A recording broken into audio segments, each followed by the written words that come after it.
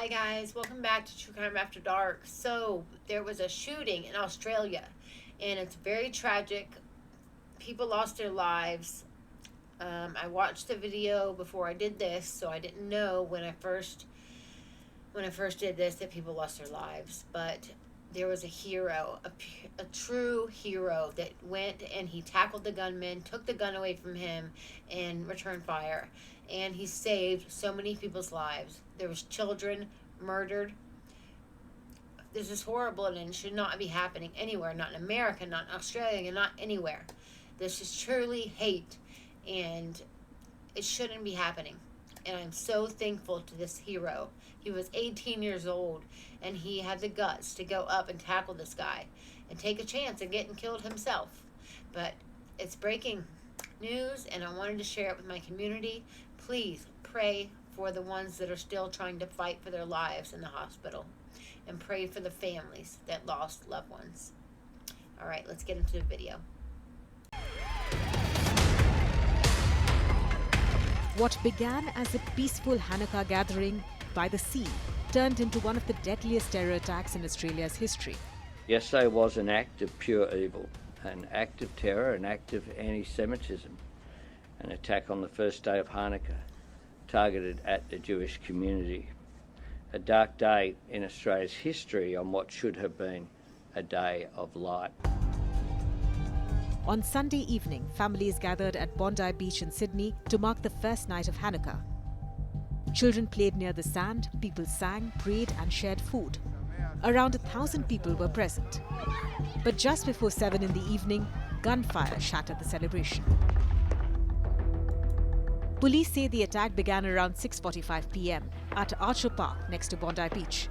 Footage shows 2 gunmen standing on a pedestrian bridge overlooking the park. From there, they opened fire using long guns. Witnesses say the shooting went on for several minutes. People ran in all directions. Many fled barefoot across the sand. Bags, shoes and toys were left behind as panic quickly spread. Multiple videos captured the final phase of the attack. One gunman wearing white trousers left the bridge and moved closer towards the crowd. He positioned himself near a pool and fired at close range. Minutes later, a bystander rushed towards the attacker. Ahmed El-Ahmed, a local fruit seller, tackled the gunman from behind, wrestled the rifle away from him and forced him to retreat. The attacker dropped the weapon and hid behind a tree. Ahmed El-Ahmed was shot twice during the struggle. He was later taken to hospital and remains under medical care. Australian leaders have said his actions saved countless lives. This guy was 18 years old, and he was such a hero. He was brave, and he came up, snuck up behind the guy and tackled him and took his weapon. We need more heroes like this, because these school shootings, these mass shootings, these horrible terrorists, we need more heroes like this. This is just an awesome story. The doctor, he's very okay. And next 2 hours, they let us to go in and see Ahmed because he's still inside and he do the operation. But we hope he will be fine. He's a hero, 100% he's a hero. But the pause did not last very long. The attacker in white trousers returned to the bridge with yet another weapon and began firing all over again. The second gunman, wearing black trousers, continued firing in both directions for more than a minute before he too was shot.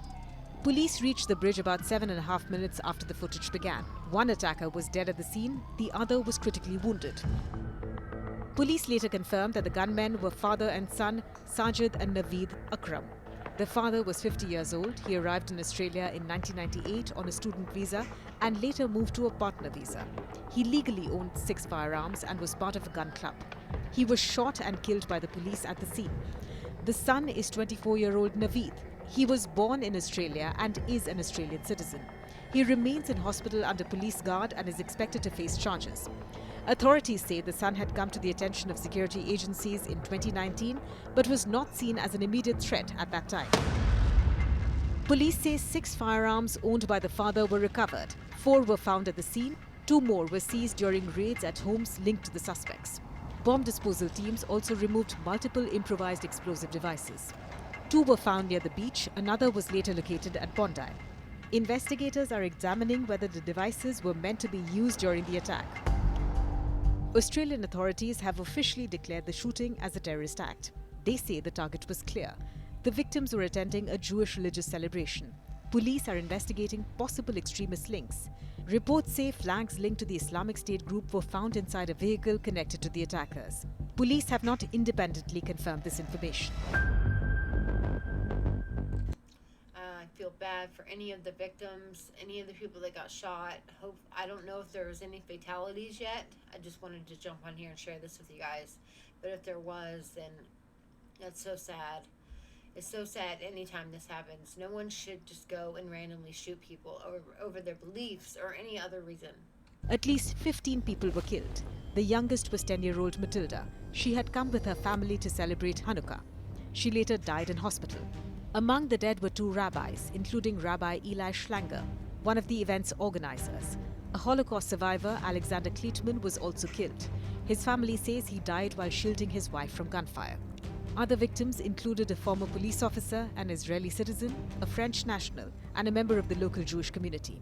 The oldest victim was 87 years old. More than 40 people were initially taken to hospital. As of Monday, 27 remain under treatment across Sydney. Several are in critical condition. 2 police officers were also shot while responding to the attack. It's just grief, utter grief. Anger will set in, but at the moment it's more disbelief than anything. And on the one hand, I think everyone knew this was going to happen sooner or later with the trajectory that we were on as a society. But for it to actually happen here at our Hanukkah event in Bondi Beach, which every year is just the most beautiful family event with kids running around, and you know, it's a celebration. And to think that people were there with heavy weapons, picking off children and the elderly, and just getting all the facts this morning and hearing about more dead and people dying overnight in the hospital and the ages of the deceased. You know, a man who I knew very well in his 90s is dead, a survivor of the Holocaust. The rabbi, who's a dear, dear friend of mine and was really a pillar of our community, did so much for everybody. He's among the dead. It's just impossible to rationalize and comprehend that this has happened. Please pray for all the victims and their families. That is so tragic. It's very sad. This stuff shouldn't happen. We should not allow this to happen. And the guy that jumped on the gunman, he was a true hero. On Monday, thousands gathered at Bondi Pavilion to mourn. Flowers covered the ground, handwritten notes lined the walls. Australian and Israeli flags were raised, prayers were held, and hymns were sung. Leaders from across the country joined members of the Jewish community in silence. World leaders condemned the attack. The United States, Britain, India, Germany, and the United Nations described it as an anti-Semitic act of terror. Israeli Prime Minister Benjamin Netanyahu blamed political rhetoric abroad for rising anti-Semitism. Anti-Semitism is a cancer. It spreads when leaders stay silent. It retreats when leaders act. I call upon you to replace weakness with action, appeasement with resolve. Instead, Prime Minister, you replaced weakness with weakness and appeasement with more appeasement. Your government did nothing to stop the spread of anti-Semitism in Australia. You did nothing to curb the cancer cells that were growing inside your country. You took no action, you let the disease spread, and the result is the horrific attacks on Jews we saw today. Now, I have my own feelings about Benjamin Netanyahu. He's not a saint himself at all, by any means.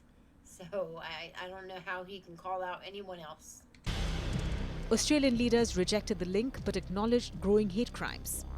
Australia already has some of the strictest gun laws in the world. Still, the leadership says tougher rules will now be discussed, including limits on gun licenses and ownership. We're looking at that as we speak. I think it's time that we have a change to the law in relation to the firearms legislation in New South Wales, but I'm not ready to announce it today. We want to make sure that prospective reform and change in New South Wales has a lasting impact, but it's not the last time I'll be mentioning it, and you can expect action soon. Police are reviewing how legally owned firearms were used in a terror attack. The investigation is ongoing.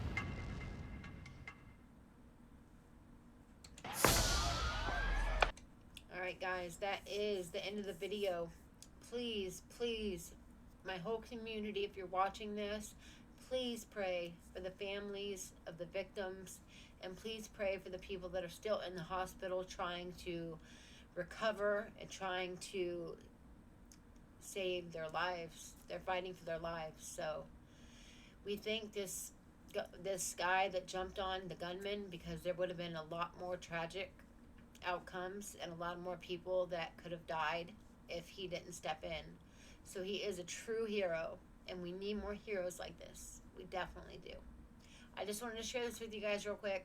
Don't know if you've heard about it, but it's a tragic and amazing story all in one. So I wanted to share it with you guys. I'll see you in the next one. Bye, guys.